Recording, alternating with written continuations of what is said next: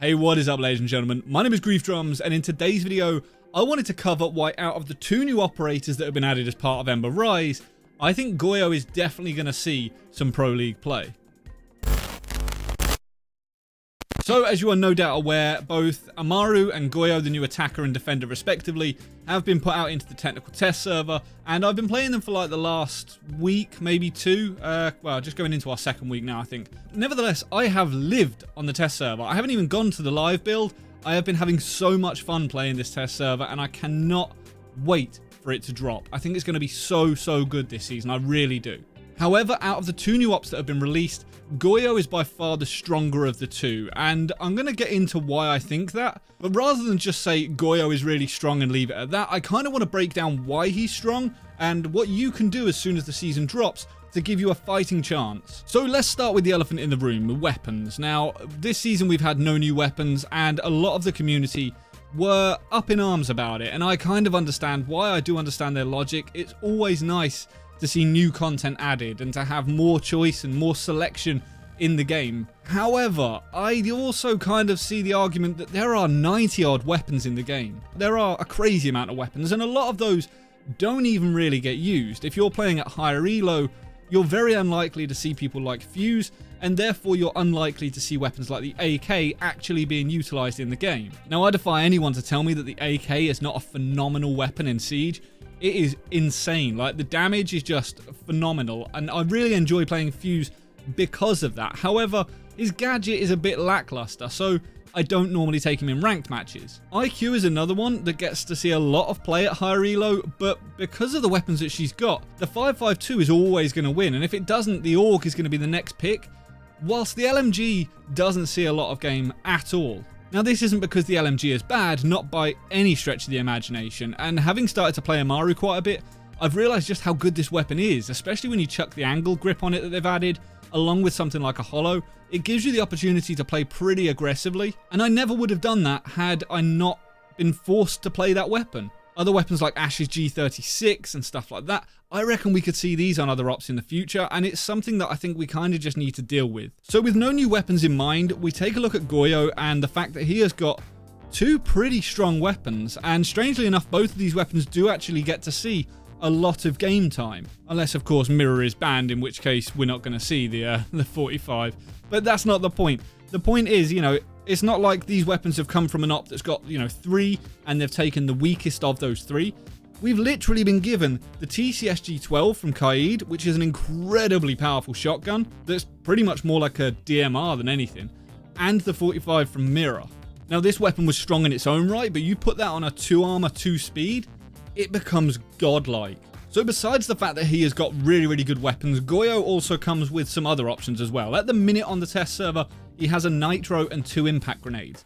Whether it stays like that, I really don't know, purely down to the fact that it is the test server and it is liable to change at any point. Now, at the minute, he currently has 3 shields with the red canister on the back, and I firmly believe this is going to drop to 2. Now, this is just me guessing at the minute. I don't know for sure that that's going to happen, but it's something that I can see happening because 3 seems like quite a lot. Now, if you're on console, you probably will have seen videos about this, so you know how it works, and if you've seen the release, then you will know how the gadget works. But if you haven't had an opportunity to play the test server because you are on console, I genuinely feel sorry for you, but nevertheless, I'm going to try and explain a few of the things that you can do with these shields so that you can be up and running as soon as the live server, you know, becomes available. After that, we're going to try and jump into a few different examples of why I think he's really strong and different areas that you could use him to great advantage, and the kind of places that I personally envisage him being used in Pro League sort of settings. So first up is going to be the shields themselves. Now, as I say, at the minute he's got 3. This may change, but they are very quick to deploy, and you can stick them reasonably close to each other. You do have to be careful though, because if you do that and one of them goes off, it causes a tiny little explosion which can actually damage both the floor and walls. You can genuinely use this to make rotation holes if you want to, but it will also trigger a chain of events which can set off other shields as well. So if you've got 3 next to each other, it will trigger all of them and cover a really big area, but you've kind of blown your load straight away. You're completely out of your gadget then. Now, with the addition of the new shields into the game, the whole meta has changed. It really has, and it's been really refreshing as a player. I mean, I found last season really stale, And this is probably why I'm having so much fun on the test server. The meta is just shifted completely. Using these shields in corridors and playing around these shields has just forced me to have to start thinking of completely new strats and new ways around the shields. Like, you see one in a corridor, you can see that someone is like behind it, but unless you can find a line of sight either onto that person, or you can find a way to take it out, either grenades or ash rounds. If they've electrified it, you have to then deal with that as well. It's made it really, really interesting. It genuinely has. Now, this meta change has also included Goyo, because his shields also, they look like a normal deployable shield from the front, and I myself have been using them exactly that way. Now, I'm playing up against them some of the time, not on every single site, but very often I will find myself in a situation where I need to use some cover, and I will end up using that shield in exactly that manner, knowing that if I need to, I can fall back from it and set it off. Now, when I first started playing him, everyone was throwing them down in doorways, and they still kind of are at the minute, but I think we're going to see a bit of a shift to the side soon, where people don't play them in doorways as much, and instead start utilizing them in corridors, just outside of doorways, by turning it 90 degrees, so you can actually play in and out of that door, rather than just being limited to being stuck behind the door frame. And the other option is putting 2 of these down in common plant spots, and then saving one for whenever you need it. The deployment is so quick that I've found that I've been in situations in the past where someone will start throwing bullets down my way, and I will throw one of these up around a corner, and as they peek me, they're not expecting it, and I can just set it off. I've also had incidents in which I put them in the middle of a corridor, knowing that someone is going to have to either destroy it and waste a good 10 seconds of their round, or alternatively they're going to have to vault over it, in which case I can set it off at that moment and cause the explosive damage and the fire damage to that person that is stuck in a mid animation. I mean, it's a strong gadget that if you start using your brain for, you can start creating some really, really strong plays around it.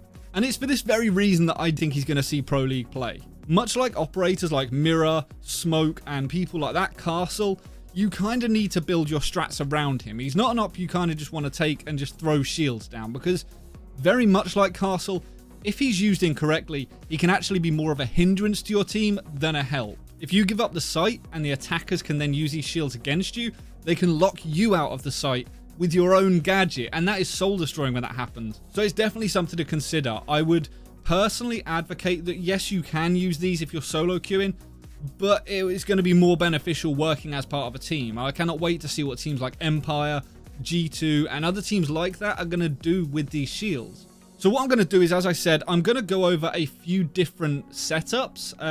These aren't going to be perfect, but it's going to just be a couple of the ways that I have been using these shields, in the hope that it sort of sparks your brain into thinking about different ways that you could use it. So first up, we're going to be going on over to Bank. Now, this is a map that is currently in the Pro League rotation, so it's one that I wanted to cover, and we all know that the basement is pretty strong as it is, but if you go ahead and add Goyo into this, it makes it even stronger, and it makes it a real bone of contention to deal with. Now, you can go ahead and throw these down inside of doorways, so you can actually just try and peek the doorway through the slits, and if you need to, you can set it off, which I've kind of already covered, and that seems to be the main way that most people are playing it. However, if you are an avid fan of watching Pro League, you will know that this wall here, Thermite very often tries to get through it, and as soon as the wall goes, a plant is attempted to be stuck just down here. The attackers usually try and bait out a nitro, or maybe even smokes, but what you can do is you can actually slow this from happening. If you put a shield right up against it, the second the wall explodes from Thermite, it will actually trigger the Vulcan shield straight away, which stops that plant from going down. Now, this can be extremely beneficial. I know in the Pro League we saw, I think it was Team Secret, wait until the last 45 seconds or so to try and actually make their push on the CCTV room, the little security room inside a server. And could you imagine if you go ahead and do this in your entire strat, you've cleared out all of Bank, you finally get down there, open up the main wall, ready to go for the plant, and suddenly you're met with a wall of fire and you cannot actually get in there to do it? So this is definitely one option to consider.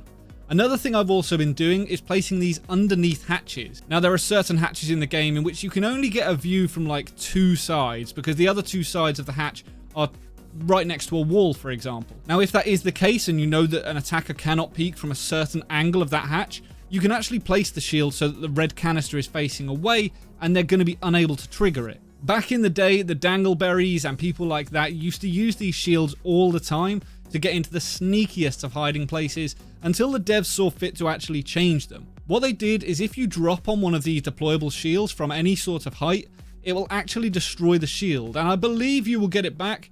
However, with the Vulcan shields, it doesn't quite work like that. As soon as you destroy it, it triggers it, it sets it off and causes the fire. So by placing these underneath a hatch, as soon as someone drops through that hatch, if they land on it, that's them stuck in the fire. And as it was their body that set it off, the explosive damage that it caused is also going to affect them as well. So I've actually been placing them under hatches every now and then. At the very least, it means they've got to waste their utility to get down through that hatch. And if they're using grenades or impacts or something along those lines, like Zophia's impact grenades, that's utility they haven't got elsewhere. They can't take out maestros, they can't take out, you know, other gadgets. So that's definitely something you should be putting in your arsenal. One final way to use it around hatches is by actually placing it onto the hatch itself. With Amaru seeing a lot of playtime at the minute, most people are going below, opening up the hatch, hoping to get this crazy play where they can like zip up through and take out 6 people in the site. And unfortunately for them, if you placed a shield on top of it, as soon as they shoot that hatch out, the shield destroys, and not only does it explode, but all of the fire drops down through the hatch and damages anyone that stood below it. If there's an Amaru and a Ying working together, Amaru shoots the hatch and Ying's ready to yeet up some candelas into the site. Both of them are going to take a serious amount of hurt. Now, if you saw my initial 5 tips about Goyo video that I released just after the playtest at Ubisoft, you will know that I advocated using this on Oregon basement. Now, I am well aware that Oregon is not part of the Pro League rotation, however it is still in ranked, so it's something that you could probably benefit from. Now, initially my plan was to put one of these just next to the actual like washer that a lot of people plant either next to or on top of, and set it off just as they're trying to get to that. This does work very effectively like a smoke, but the amount of space that's there, I started to play around with it a little bit, and I thought, you know what?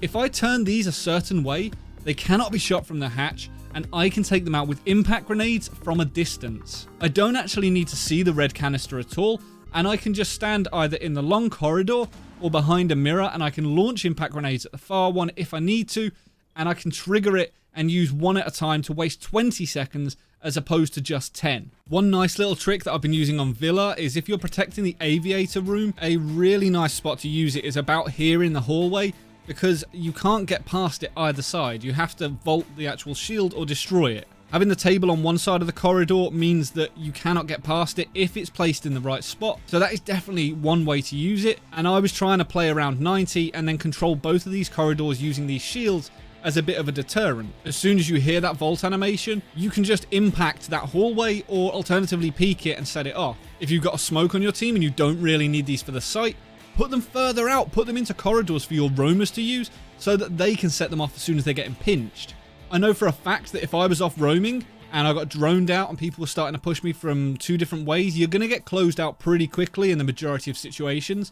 But if you can set one of these off to stop an attack coming from one way and deal with one different attacker at a time, that makes it really strong.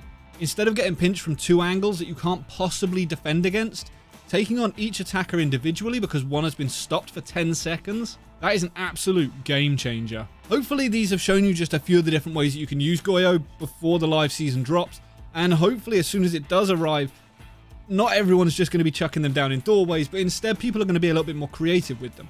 I cannot wait to see what the rest of the community comes out with for these, because they are ridiculously strong. As I said, I think he is going to end up losing one of them, because I think as soon as the pros get their hands on these, they're going to build strats around this, and it's going to be really, really effective. You can go ahead and chuck someone like Smoke behind a mirror looking at these. I mean, that in itself is powerful as hell. Is Amaru going to see Pro League time? I think that's a topic for another video, but Goyo, I am willing to bet, is definitely going to see a hell of a lot if he's not banned out all the time. I guess we're just going to have to wait and see. I'd love to hear what you guys think though. What do you think about the new defender? Do you think he's strong, or do you think Amaru's a little bit better? Have you been using any of these strats, or was it stuff that you didn't know about? I'd love to hear your thoughts and feedback down in the comments below. Thank you so much for watching this video. If you did enjoy it, please consider hitting that subscribe button. And if you want to support the channel, I now have these available. They are Grief Drums pin badges. They're available on the Goyo store. The guys there very kindly made these for me, and I've got to be honest, the quality is incredible. I wouldn't have gone with any other company to do this. So if you do purchase these, it does help contribute towards the channel, and to help me keep doing this. But it also shows the guys at the Goyo store that they haven't wasted their investment in me, and I would really, really appreciate it if you went ahead and picked one up and helped put this channel one step closer to world domination. If you did enjoy the video, please consider hitting that like button. But until next time, ladies and gentlemen, stay reckless and relentless.